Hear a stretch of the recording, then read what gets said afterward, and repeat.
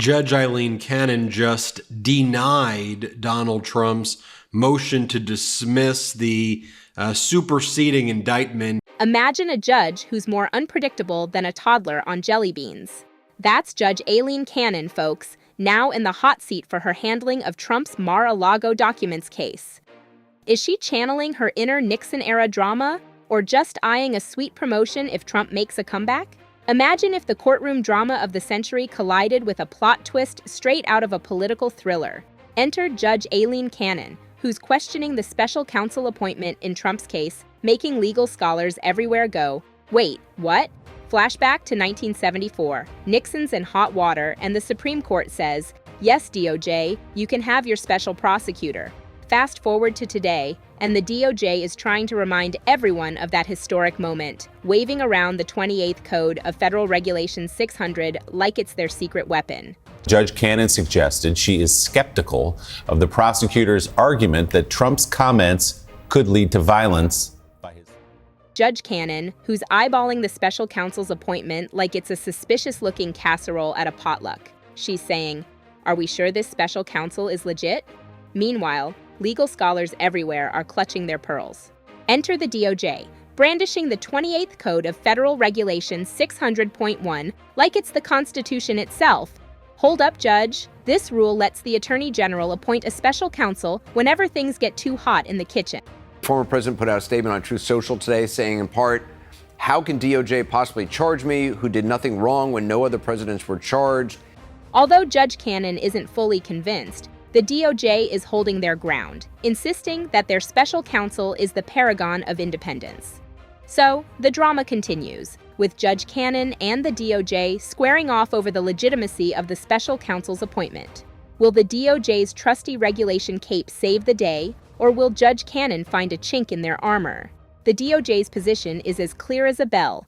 Their special counsel must remain independent to ensure an unbiased investigation, especially in politically explosive cases. They're essentially saying, remember the Nixon era? We upheld the integrity of the judicial process back then, and we're just trying to keep that tradition alive. The 11th Circuit Court are like the judges to a talent show who are ready to hit the red button for Judge Cannon.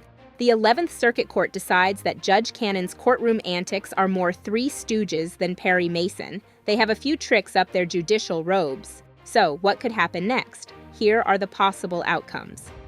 If they determine she's turning this legal drama into a circus, they might just tell her to step aside and bring in a new judge.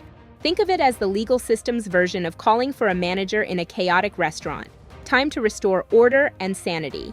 The courtroom saga would then continue with a fresh face, hopefully one who brings a bit more finesse and less slapstick to the proceedings. Now, there's rumors that if Trump makes a political comeback, he might reward loyal allies with prime judicial spots. So, some folks are wondering if Judge Cannon is playing a strategic game here.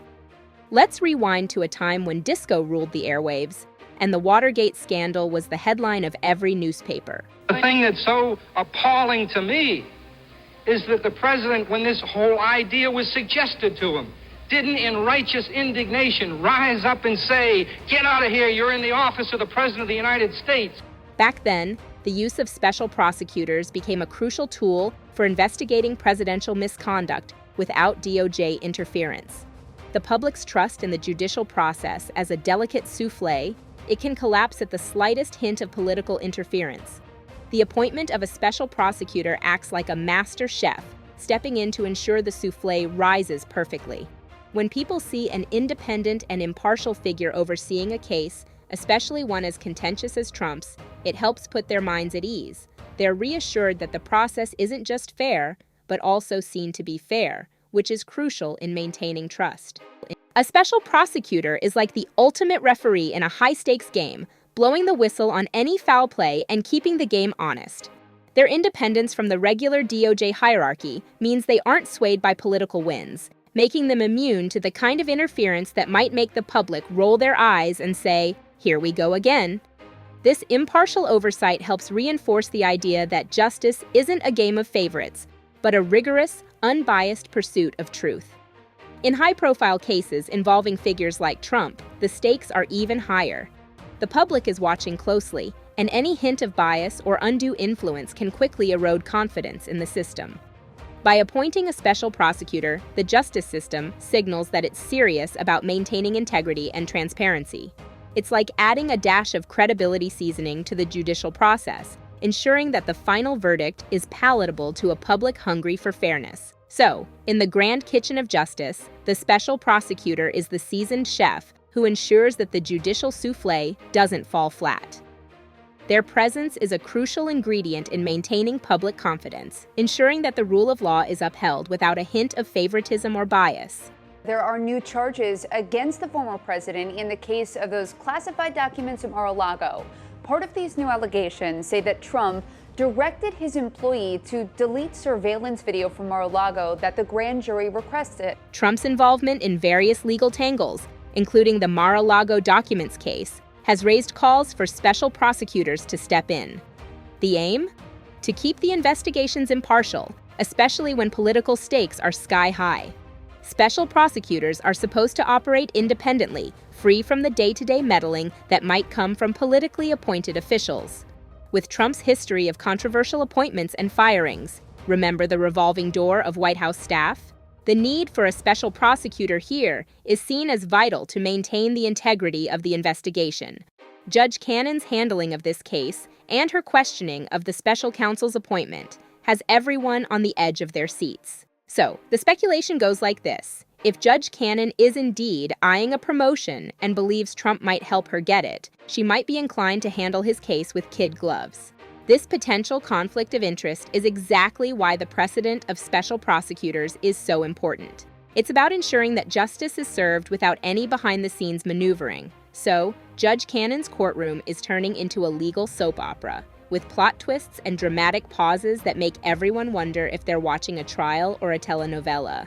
Bake-off, where random neighbors are allowed to bring their own pies for the judges to consider. Sounds chaotic, right? That's because it is. Judge Cannon's decision to allow amicus briefs has raised more eyebrows than Spock at a logic convention. Typically, these briefs are submitted by non-litigants with a strong interest in the case, but critics worry they might unduly influence the judicial process.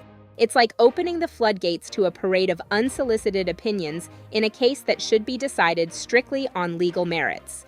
In most adversarial processes, the courtroom is more like a two-player game of chess, just the prosecution and the defense, with no extra pieces on the board. But Judge Cannon has turned it into a crowded game of charades, with everyone from the peanut gallery chiming in. Critics argue that this move could muddle the case, bringing in too many voices and potentially swaying the decision with opinions that aren't part of the main legal arguments. It's like letting the audience vote on a cooking show, and suddenly the best chef loses to someone who just made instant ramen. Trump is the ultimate poker player with a knack for turning the game on its head. As a former president with a massive fan base, his influence is like a wild card that can change the course of any legal battle.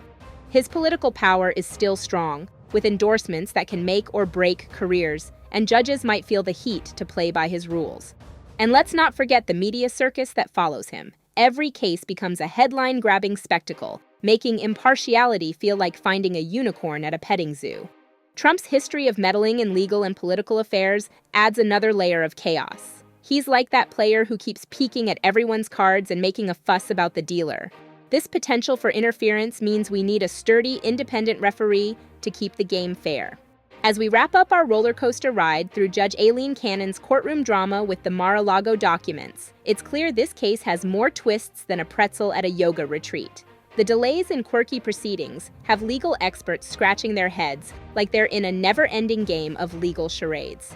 Seriously though, Judge Cannon's handling of this case has stirred up more speculation than a UFO sighting at a celebrity wedding. Is she stalling like a teenager with an overdue homework assignment, or is there a grand plan at play that even Sherlock Holmes would find baffling? But hey, we're not here to solve mysteries alone. Your opinions matter too. Drop your thoughts in the comments below. Are we witnessing legal genius or courtroom chaos? Your guess is as good as ours. And hey, maybe we'll solve this case together with the power of internet wisdom.